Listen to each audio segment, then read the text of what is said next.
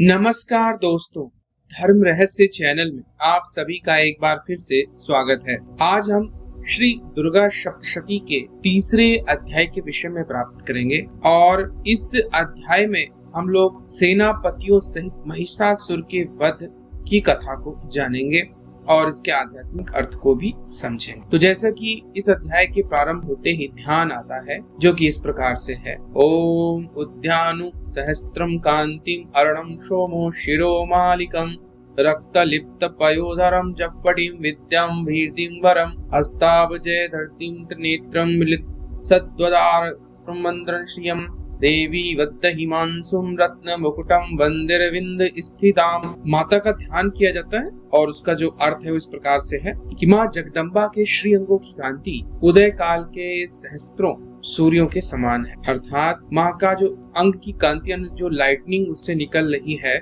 वह हजारों सूर्यों के एक साथ चमकने के जैसा ही प्रकाश उत्पन्न करती है। वो लाल रंग की रेशमी साड़ी पहने हुए हैं, उनके गले में मुंडमाला शोभा पा रही है, दोनों स्तनों पर रक्त चंदन का लेप लगा हुआ है।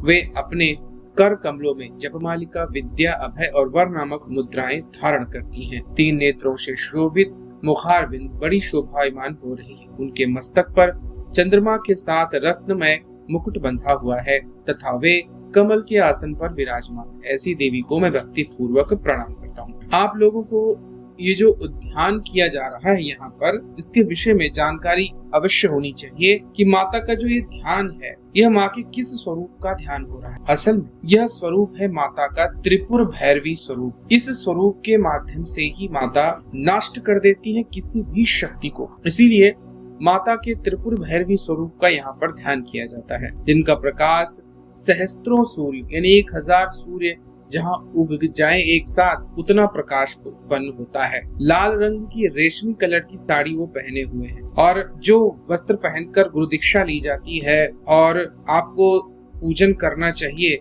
वह भी लाल रंग के रेशमी स्वरूप या कपड़े को पहनकर करना सबसे उत्तम माना जाता है। हालांकि आप कॉटन के भी प्रयोग कर सकते हैं, यहाँ पे कोई भी। गले में जो मुंडमाला स्वरूप है वो माता त्रिपुर भैरवी का स्वरूप होता है। रक्त चंदन का लेप होता है माता के स्तनों पर, ताकि इनके जो स्तन है उसके माध्यम से प्रत्येक माता का जो पुत्र है वह दुग्ध पान कर सके, क्योंकि वह बच्चा बना देती हैं हर अपनी संतान को, हर मनुष्य को। और छठी जैसे छोटा बच्चा दूध पीता है वैसे ही वह भी झरने के रूप में, नदियों के रूप में, पहाड़ों से बहते हुए पानी के रूप में अपने दुग्ध को बहाती हैं, यानी कि प्रकृति के रूप में वह प्रत्येक जीव को पानी के रूप में वही शक्ति अपनी प्रदान करती हैं।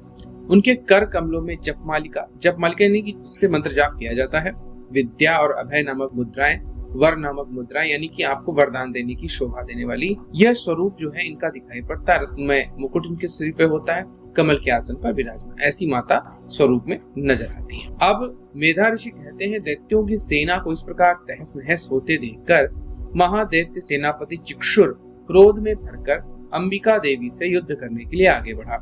वह असुर रणभूमि में देवी के ऊपर इस प्रकार बाणों की वर्षा करने लगा जैसे बादल मेरुगिरी के शिखर पर पानी की धार बरसा रहे हैं। इसका आध्यात्मिक अर्थ यह है कि जैसे हमारे अंदर क्रोध आता है तो हमारे रोम रोम हमारे अंदर उत्तेजना उत्पन्न कर देते हैं, शरीर के हर अंग में गुस्सा भर जाता है और चिक्षुर शरीर के अंदर दर्द पैदा करता है।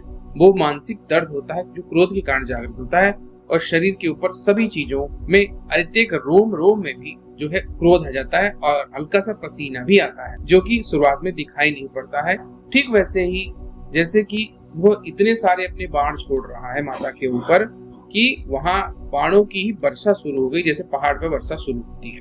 तब देवी ने अपने बाणों से उसके बाण समूह को अनायास ही काट डाला, उनके घोड़ों और साथी को भी मार डाला, साथ ही उसके धनुष और अत्यंत ऊंची ध्वजा को भी काट डाला। धनुष कट जाने पर उसके अंगों को अपने बाणों से बींध डाला। धनुष, रथ, घोड़े, सारथी के नष्ट हो जाने पर वह असुर ढाल और तलवार लेकर देवी की ओर दौड़ा। देखिए, जब आपके अंदर क्रोध आता है और आपके अंदर देवी शक्ति आद्यमान पहले से ही विद्यमान है, आध्यात्मिक ऊर्जा आपकी बढ़ी हुई है, तो उस वक्त आप अपने विवेक के माध्यम से आप कितने बड़े क्रोध को भी शांत कर सकते हैं। तब भी क्रोध जब नष्ट होने लगता है तब वो अपने मस्तिष्क को आपको हिलाने लगता है, यानी कि ढाल का इस्तेमाल करता है, तलवार का इस्तेमाल करता है, बाकी अस्त्र शस्त्र उसके समाप्त हो जाते हैं और तब वह दिखाता है कि वह अभी भी युद्ध के लिए खड़ा है। आगे कथा में जानते हैं, उसकी तीखी धार वाली तलवार से सिंह के मस्तक पर चोट करके देवी भी बाईं भुजा के बड़े वेग से वह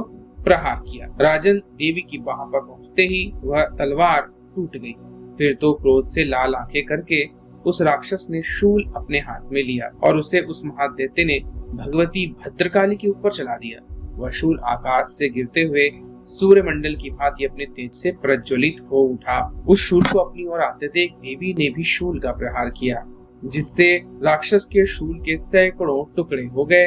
साथ ही महादैत्य चिक्षुर की धज्जियां उड़ गई, यानी उसका शरीर ध्वंस हो गया, नष्ट हो गया और वह अपने प्राणों से हाथ धो बैठा। एक तरफ कथा चल रही है और दूसरी तरफ उसी कथा का आध्यात्मिक अर्थ भी आ रहा है। अपने आत्मज्ञान के द्वारा अपने क्रोध को जब हम वश में कर लेते हैं तो किसी भी प्रकार का शूल हो, यानी किसी भी प्रकार का कष्ट हो जो क्रोध उत्पन्न कर रहा है, वह पूर्ण तरह समाप्त हो जाता है। इसलिए आध्यात्मिक स्तर पर अपने मन को नियंत्रित करते हुए, माता की भक्ति करते हुए अपने आप को नियंत्रित करना जिसे आ जाता है, वही इस चिक्षुर नाम के दैत्य का नाश कर सकता है। महिषासुर के सेनापति उस महापराक्रमी चिक्षुर के मारे जाने पर देवताओं को पीड़ा देने वाला चामर हाथी पर चढ़कर आया। उसने भी देवी के ऊपर शक्ति का प्रहार किया, किंतु जगदम्बा ने उसे अपने हुंकार की आहत एवं निष्प्रभ करके तत्काल पृथ्वी पर गिरा दिया। शक्ति टूटकर गिरी हुई देख चामर को बड़ा क्रोध आया। अब उसने शूल चलाया, किंतु देवी ने उसे भी अपने बाणों द्वारा काट डाला। इतने में ही देवी का सिंह उछलकर हाथी के मस्तक पर चढ़ बैठा और दैत्य के साथ खूब जोर लगाकर बाहु युद्ध करने लगा। वे दोनों लड़ते लड़ते हाथी से पृथ्वी पर आ गए और अत्यंत क्रोध में भरकर एक दूसरे के ऊपर बड़े भयंकर प्रहार करते हुए लड़ने लगे। तदनंतर सिंह बड़े वेग से आकाश की ओर उछला और उधर से गिरते समय पंजों की मार से चामर का सिर धड़ से अलग कर लिया। देखिए, सीधी सी बात है कि अब इसका आध्यात्मिक अर्थ क्या है। आध्यात्मिक अर्थ इसका क्या है हम जानेंगे। चामर यानी चर्म, हमारे शरीर के अंदर और बाहर एक आवरण है जिसे हम देख रहे हैं, ये हमारी चमड़ी है। जब क्रोध आता है तो चमड़ी पर सब चीजों का प्रभाव पड़ने लगता है। जैसे कि बताया था कि चिक्षुर की वजह से आपके अंदर रोए रोए में उत्तेजना आ जाती है, वैसे पूरे शरीर के अंदर आपके अंदर क्रोध भाव भर चुका होता है। यह क्रोध भाव आपको सत्य की ओर जाने नहीं देता है और इससे तोड़ने का एक ही स्वभाव है कि आप शांति पूर्वक बैठ जाएं और शांति पूर्वक बैठ जाने पर अपने उस क्रोध को त्याग दें और अपने मूलाधार चक्र पर ध्यान केंद्रित करें, तो आप वास्तविकता जान पाएंगे। क्योंकि जब हम बैठ जाते हैं किसी के ऊपर तो आंखें बंद करके तो हम अपने क्रोध को नियंत्रित कर सकते हैं। जब हम ध्यान पूर्वक शांति पूर्वक सोचते हैं कि आखिर यह क्रोध क्यों आया है, तो फिर हम उस क्रोध से भी विजयी हमेशा हो जाते हैं। देवी माँ का जो वाहन है वह सिंह है, यानी वो जिस पर बैठती हैं वह सिंह है। इसी प्रकार हर व्यक्ति जब अपने उस आध्यात्मिक स्तर में पहुंचने के लिए पद्मासन मुद्रा में या सुखासन मुद्रा में अपने वाहन यानी कि अपने आसन पर बैठता है, तो वह शांतिपूर्वक मेडिटेशन करते हुए अपने चर्म यानी अपनी त्वचा, अपने शरीर को नियंत्रित कर लेता है और क्रोध को समाप्त कर लेता है। यही इसका आध्यात्मिक अर्थ है। क्रोध में भरी इसी प्रकार आगे की कहानी को जानते हैं। इसी प्रकार उदग्र भी शिला और वृक्ष आदि की मार खाकर रणभूमि में देवी के हाथों मारा गया। कराल भी दांतों, मुक्कों और थप्पड़ों की चोट से धराशायी हो गया। क्रोध में भरी हुई देवी ने गदा की चोट से उद्धत का कचूमर निकाल दिया। बिंदी पाल से बाष्कल को तथा बाणों से ताम्र अंधक को मौत के घाट उतार दिया। 3 नेत्रों वाली परमेश्वरी ने त्रिशूल से उग्रवीर्य और महाहनु नामक दैत्यों का संहार कर डाला। तलवार की चोट से विडाल के मस्तक को धड़ से अलग कर दिया और दुर्धर और दुर्मुख दोनों को भी अपने बाणों से यमलोक भेज दिया। तो यहाँ पर आप क्या समझे, जैसे कि क्रोध भाव आता है तो उसमें उदग्र भाव आता है, तो उसके लिए आपको सख्त होना पड़ता है, यानी शिला और वृक्ष की मार खाकर मारा है उसको। तो इससे आप क्या लग रहे हैं कि अपने आप को सख्त कीजिए। जब आपको क्रोध आए तो उदग्र खत्म हो जाएगा। इसी प्रकार कराल आपके अंदर दांतों, मुक्कों और जो चेहरे के अंदर के भाव उसके अंदर विद्यमान रहता है, उसको आपको नियंत्रित करना आना चाहिए। इसी प्रकार गदा से उद्धत का जो कचूमा निकालने का मतलब है उन चीजों पर चोट कीजिए जो चीजें आपको किसी भी प्रकार से गलत दिशा की ओर लेकर जा रही हैं। भिंदी पाल से बाष्कल को, ताम्र से बाणों से ताम्र को और अंधक को मौत के घाट उन्होंने उतार दिया। यानी कि जैसे कि हमारे सामने अंधेरा छा जाता है, विवेक काम करना बंद कर देता है, तो इन सब के लिए आपको ध्यान पूर्वक इन शक्तियों का नाश करना आवश्यक है। आपके अंदर उग्रता यानी उग्रास्य, उग्रवीर और महाहनु 3 राक्षसों का वध परमेश्वरी ने लिखा हुआ है 3 नेत्रों से करती। अर्थात जब तीसरा नेत्र व्यक्ति का खुल जाता है तो उसके अंदर उग्रता का जो स्वभाव है, उग्रस्य से माने उग्रता का जो स्वभाव है वो नष्ट होता है।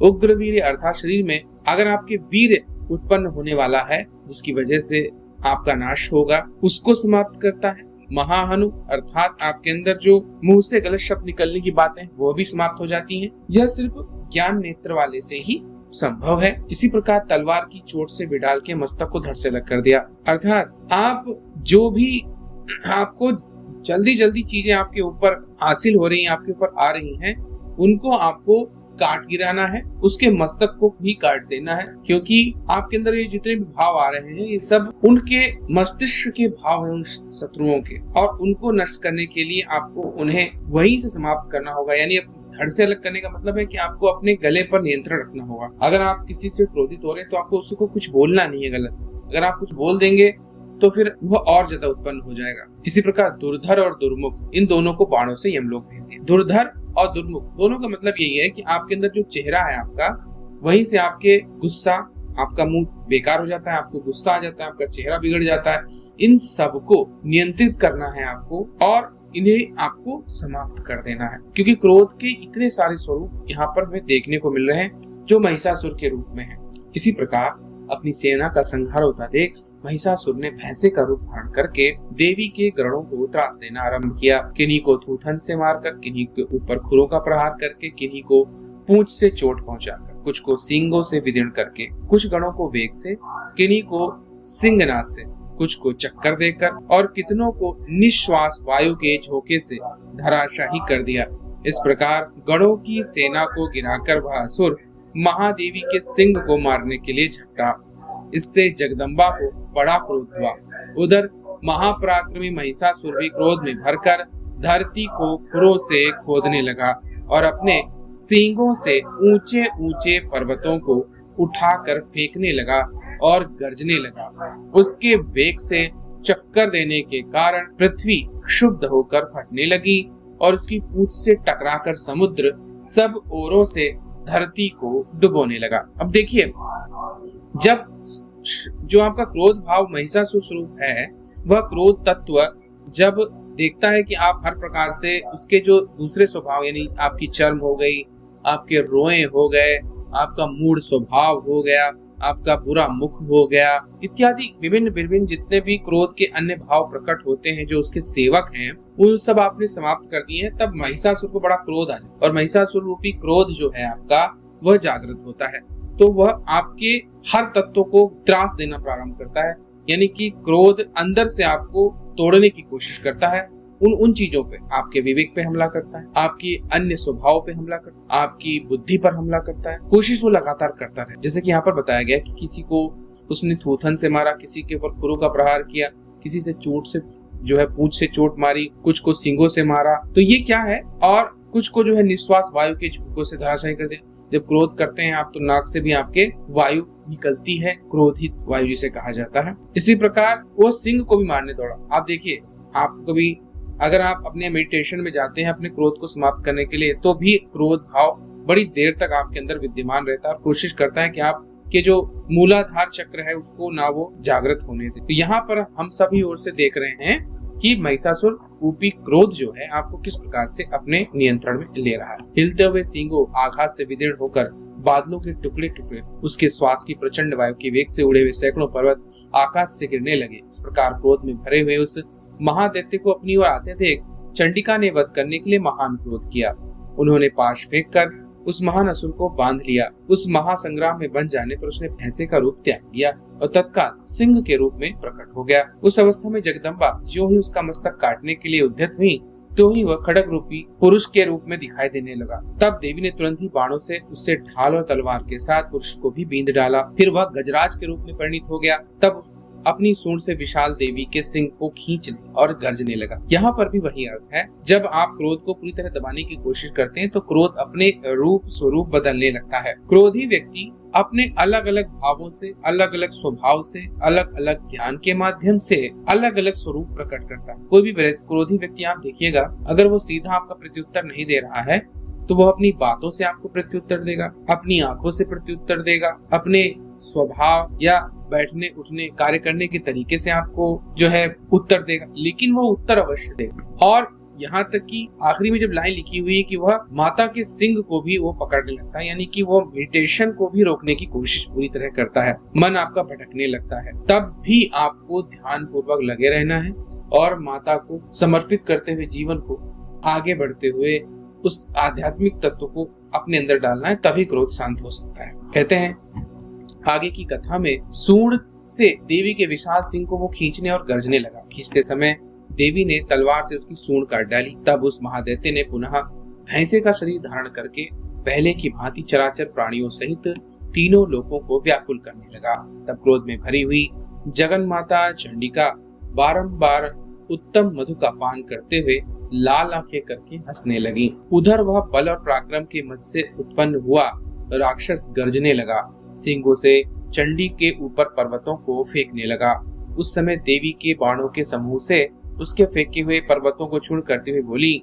बोलते समय उनका मधु के प्रभाव से, यानी उनका जो मुख था वह मधु के प्रभाव से लाल हो रहा था और वाणी लड़खड़ा रही। देखिए, यहाँ पर कहने का मतलब ये है कि वो हर प्रकार से जब क्रोध आपके शरीर को अपने नियंत्रण में नहीं ले पाएगा तो भी वो फिर अपने मूल रूप में यानी क्रोधी भाव में आने लगेगा और तब आपकी आंखें जो होंगी लाल हो जाएंगी, आपके अंदर प्रभाव उसका आने लगेगा। तब उस वक्त आपको ध्यान देना है कि मुझे और शक्ति प्राप्त करनी है, क्योंकि क्रोध को जो नष्ट करने का एक भाव होता है वो शक्ति ही होती है, वो शक्ति जो अंदर से आती है, क्योंकि आपकी ऊर्जा तो क्रोध में जा रही है। तब आपकी वाणी भी लड़खड़ाने लगती है और आपका चेहरा भी लाल हो जाता है और आपकी आंखें भी लाल होकर के व्यक्ति के स्वरूप में दिखाई देने लगती और हर व्यक्ति के साथ ये होता है। यही यहाँ पर दिखाया गया है, जिसका प्रभाव देवी तत्व के ऊपर भी पड़ रहा था।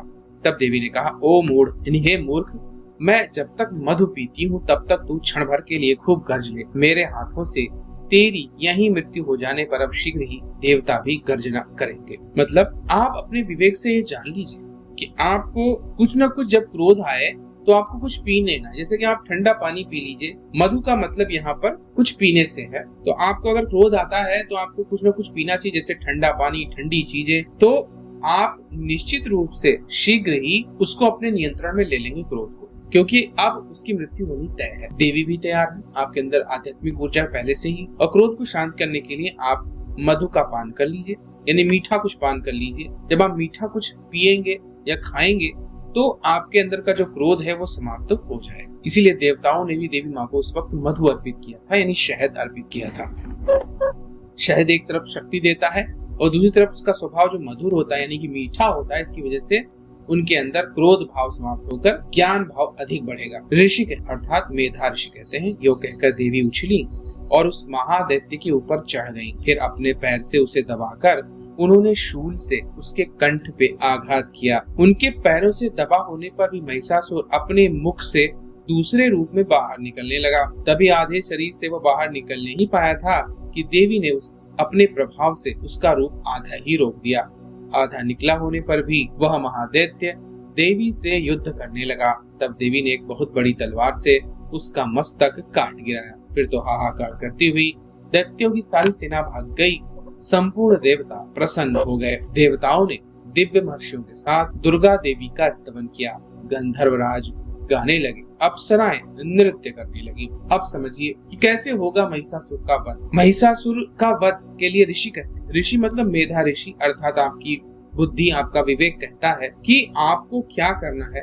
आपको क्रोध के ऊपर ही चढ़ जाना है। यानी जिस क्रोध के कारण आपकी स्थिति बुरी हो रही थी, अब आप क्रोध को ही दबाने के लिए पूरी तरह उस पर हावी हो जाएंगे। और सबसे पहले सूल से उसको कंठ पे उसके आघात करना है और उसे दबा दे। यहाँ पर देखिए कि आपको अपना कंठ यानी कि दूसरे व्यक्ति के ऊपर अगर आप कोई क्रोधी शब्द नहीं निकालते, अपने मुंह से कुछ गलत उसे नहीं कहते हैं, तो कितना भी क्रोधी व्यक्ति आपके सामने दूसरा खड़ा हो वह प्रत्युत्तर नहीं देगा। अगर आप किसी का प्रत्युत्तर गुस्से से नहीं देते हैं तो गुस्सा कभी नहीं बढ़ता है। तो इसीलिए कहा गया है कि आपको कंठ को उसके दबा देना है, यानी कि अपने ही कंठ को, क्योंकि आपके अंदर ही वो शक्ति विद्यमान है। महिषासुर आप ही के अंदर विद्यमान है, वो भी अमर है, देवी का ही स्वरूप है और क्रोध के रूप में आपके अंदर विद्यमान रहता है। तो उस क्रोध को दबाने के लिए सबसे पहले तो अपने आपको अपना गला दबा देना। गला दबाने का मतलब यहाँ पर ये नहीं है कि आपको अपना गला दबाना है।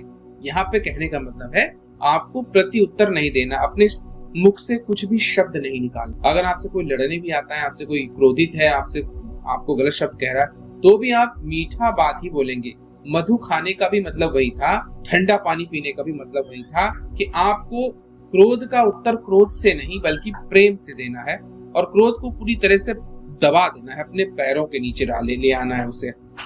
और जब आप ऐसा करेंगे तो क्रोध किसी ना किसी रूप में तब भी बाहर आने की कोशिश करेगा। और जब आपके शरीर से वो क्रोध आपसे बाहर निकलने की कोशिश करने लगेगा, उस वक्त भी आप अपने ज्ञान के माध्यम से, क्योंकि क्रोधी व्यक्ति जो होता है, जिसके अंदर क्रोध आ गया है, वो किसी ना किसी रूप में उसको व्यक्त अवश्य करता है। वो अपनी स्वभाव में कर सकता है, अपने विचार से कर सकता है, अपने क्रियाकलाप से कर सकता है। तो मेधा ऋषि यानी बुद्धि के माध्यम से, विवेक के माध्यम से उस देवी तत्व को अपने अंदर बढ़ा करके आप उस महिषासुर रूपी क्रोध को शरीर से बाहर निकलने का कोई माध्यम मत दीजिए। और जब वह बिल्कुल आपके ऊपर, आप उसे निकलने से बाहर रोक देंगे, तब उसी वक्त आप अपने ज्ञान रूपी माँ पराशक्ति के आध्यात्मिक तत्व के कारण उसका तुरंत ही वध कर। जब आपने उसे बाहर निकलने ही नहीं दिया तो उसकी सेना नहीं तैयार हुई, उसके चिक्षुर, उसके अन्य चामर, उग्रस्य, उग्रवीर, महाहनु या फिर जितने भी अभी असुर जितने के नाम मैंने लिए थे, क्रोध के जो अलग अलग भाव हैं वो सारे आपने मार दिए। क्रोध ही केवल अंदर बचा था।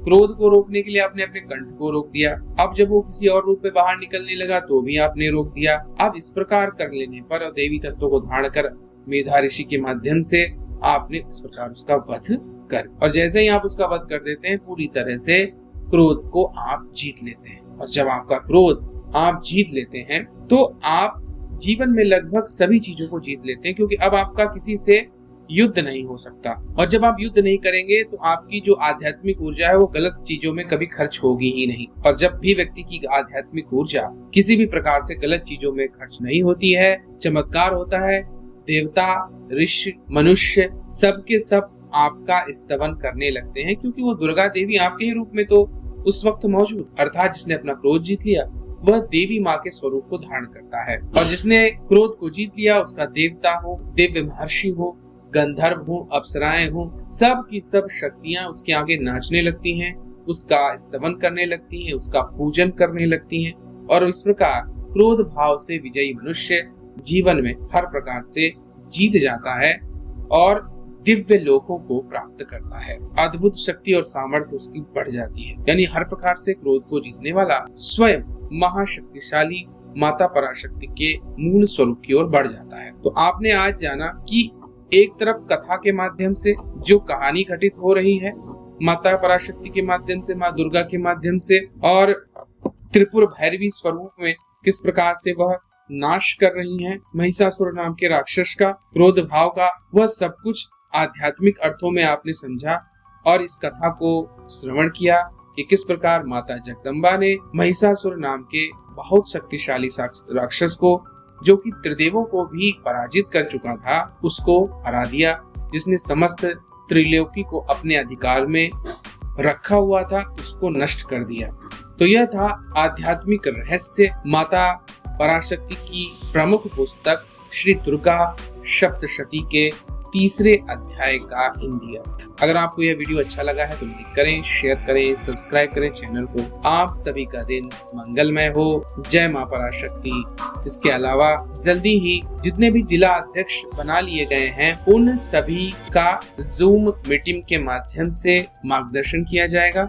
और उनको आगे के कार्य के संबंध में निर्देशित किया जाएगा ताकि ट्रस्ट के कार्य को आगे बढ़ा सके, लोगों को आध्यात्मिक, बौद्धिक और शारीरिक तीनों रूपों से मजबूत बना सके। आप सभी का दिन मंगलमय हो। जय मां पराशक्ति।